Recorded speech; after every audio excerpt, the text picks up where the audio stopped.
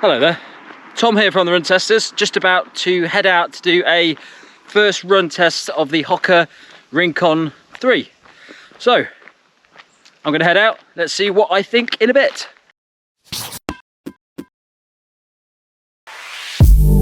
The Hoka One One Rincon 3 is priced at £105 or $115. It weighs in at 203 grams or 7.2 ounces for men in a size 8, and the drop is 5mm.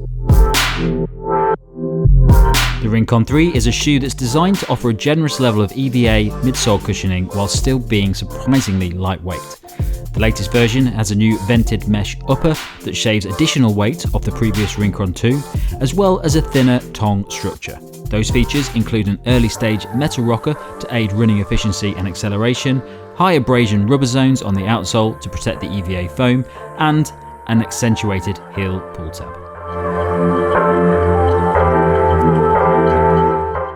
So when it comes to fit, I've run in a UK 8.5, which is my size, and I've found them perfectly fine. Managed to get really good lockdown. I really like the laces on these. I think they kind of hold the top of the foot really nicely. They maybe do come up, they are a little bit sort of narrower. A lot of Hoka shoes are into kind of the toe box. There's length there though, so there's no kind of butting up against. I certainly wouldn't go up a size for sure. I think 8.5, true to size, is the way that I would go in these shoes. No slipping, no hot spots, perfectly good in my correct size. The fit for me was completely fine, it's true to size. At these easy pace running, it feels fantastic, no issues at all, very comfortable. It's light enough to not really feel like you've got a lot on your feet, but there is enough padding around the back and the sides to feel like it's sturdy. The only thing I would say is this tongue section, it's really thin and it's quite hard to get into place. So I mean, it's barely even a bit of fabric, it's so thin. So that is a bit of an issue for getting a fit nicely down.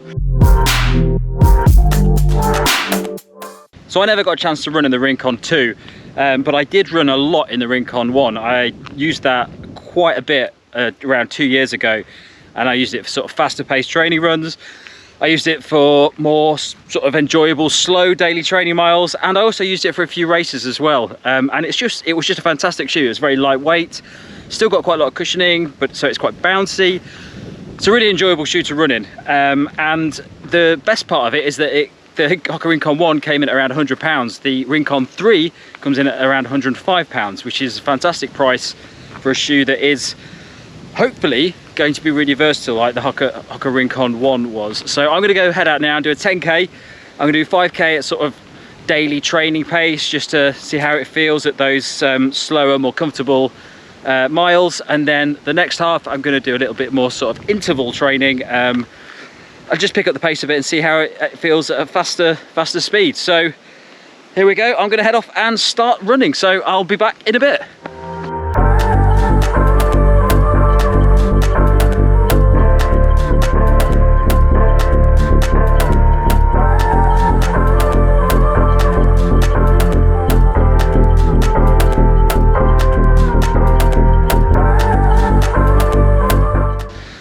So that's 5k done in the Rincon 3s, and I am very much enjoying them. They are pretty much what I have come to expect from the Rincons from my testing of the Rincon 1s a few years ago. They feel really comfortable. I've had no issues. This is the first time I've worn them. They feel very comfortable, no issues at all with the uppers.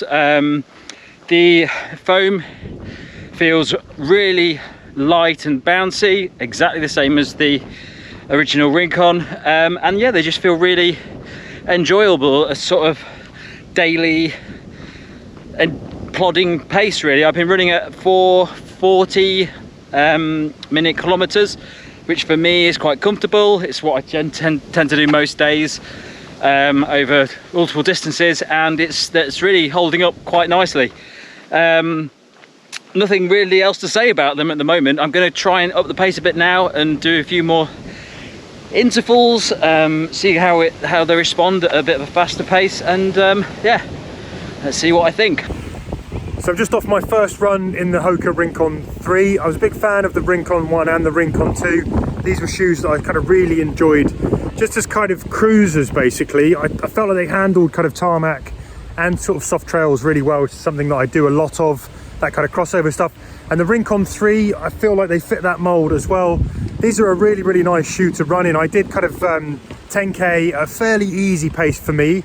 My kind of middling sort of 8 to 9 minute miles. So it's kind of sort of slower pace really, but I just felt kind of for that sort of steady cruising, they ran really well. So I think you can still feel that kind of rocker motion in the Rincon 3, just sort of helping you, easing you through your gait. There is that kind of high stack of what feels a little bit softer to me than past Rincons in terms of the foam, but that's kind of fine. There's still a decent amount of response here. There's a decent amount of protection underfoot. They are edging towards what I think Hoka have gone down this line of creating shoes where there's quite a lot of shoe. You know, we've sort of seen it with the Bondi X. So we've seen that with the Carbon X2 as well. And I think they've just about managed to balance this here in this shoe. They've gone a little bit more, but not too much. So, you know, while there is a little bit more cushioning, it still runs really, really kind of nice and sort of, you know, for me, not too kind of like there's too much shoe underfoot. There's definitely a little bit more structure in the uppers on this Rincon 3 than I think we saw in the Rincon 1 and 2. And it's sort of veering close to that kind of peg 38 where it feels quite dense, and I wonder if it might get a little bit hot over longer runs. That's one thing I'll be looking forward to testing out when we go sort of further and deeper into longer distances. So for this run, I went out on sort of fairly tired legs 3 weeks or so after having done the 7 marathons in 7 days. And so, you know, I wanted something that was going to be kind of protective, but assist me, you know, give me that kind of level of reliability and sort of comfort for that kind of pace that I was moving at, which is sort of a slower pace. And I think these did really well in that sort of area. So one of the things that I really loved about the Rincon 1 and the Rincon 2 was that I felt like you could run at a sort of slower pace, and then when you picked up the pace, there was enough there that they would cope with that as well. So if you went for kind of a mixed run where you maybe were mixing up the paces, or even you weren't really sure what you were going to get, you might go out and be running fast and then realise you haven't got it today and you wanted to fall back and go easy, they could cope. They were just a really, really versatile shoe, and I still think there's that from this first sort of 6 miles that I've done. There's still that here in the Rincon 3. Really enjoyed my run in this shoe, and yeah, I think, you know, I'm going to be interested to go longer in them and see how they hold up when you start to put in longer distances, and also when I start to push the pace a little bit more. So what I found here is a good combination of good stability, enough cushioning without being too sort of soggy and soft, enough kind of responsiveness that, you know, they can help you through those runs where you might be a bit kind of fatigued. I'd basically put these in the stable along the likes of the kind of Puma Velocity Nitro up there with sort of a Cloud Strata, so they're a sort of softer version of that kind of shoe. Having said that, so far on that run they were very comfortable, they hugged the foot really nicely, and all round underfoot you kind of get this cradling kind of sensation that I really like. It was there in the earlier Rincons and you get it here too. So my first run verdict, it's early days, I've only done 10K in these shoes, but I really like them. I can see how these would slot nicely into a rotation for a shoe that you just want to pop on and run when you're not really sure what you're going to get. Easy 10Ks, you know, those kind of longer Sunday runs where you're going at a slower clip.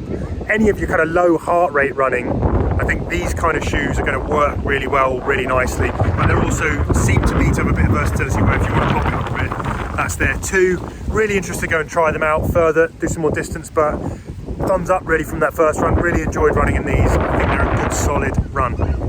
Okay, so I'm back after a 10K in the Rincon 3, and it delivered as I'd expect from what I've experienced in the original Rincon. It's very lightweight. I really like this midsole cushioning. There's a nice bit of cushioning to it. It feels like there's a bit of bounce, there's a nice bit of responsiveness. It's not too soft, but it does feel very lightweight, and you can really pick up the pace in it when you want to run a bit faster, and it just feels perfect for that, which is exactly what I experienced in the Rincon 1 when I was using it for racing. I definitely use this shoe for racing because I just think it's a great all-rounder that includes cushioning and it's lightweight, which is a really nice balance to have, especially for this price. When I was running at a slower pace for me, which is sort of 4:40 minute kilometers, it just felt really comfortable. Didn't really notice any issues with it at all. And yeah, I think I could do quite a lot of miles in this shoe in training and it would still feel really comfortable. At faster paces, as you'd expect from what I've just been saying, it does really well. You can really sort of pick up the pace a bit and run faster in this shoe, and it does exactly what you want it to. So we will be back soon with a full review, me along with some other run testers who are also testing this out, and we'll give you a full breakdown of what we think of the shoe then. Thanks a lot for watching. Don't forget to like and subscribe, and we'll see you soon.